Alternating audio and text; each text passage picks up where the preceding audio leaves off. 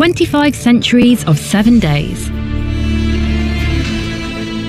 The origins of the 7-day week can be traced back to the Babylonians of Mesopotamia.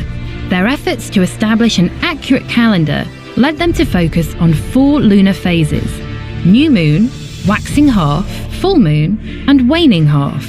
They determined that the moon takes roughly 7 days to move from one phase to the next, for a total of 28 days, or approximately 1 lunar month, to cycle through the phases.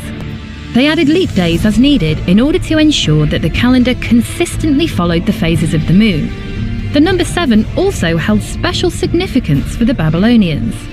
They believed that the solar system comprised the 7 celestial bodies that were visible to the naked eye: the Sun, Moon, Mars, Mercury, Jupiter, Venus, and Saturn, each of which represented one of their gods.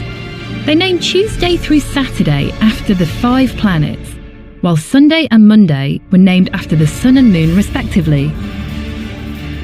The idea of a 7-day week spread to Egypt, Greece, and eventually to Rome. Since then, 7 days has been the accepted length of a week all over the world.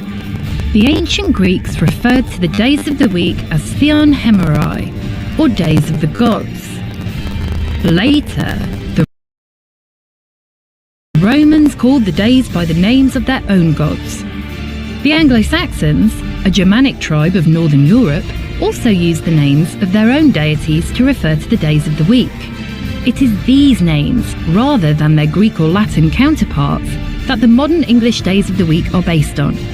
In Anglo-Saxon, Monendag was named after the moon goddess, Mona, Huesdag after the god of war, Tiw, and so on.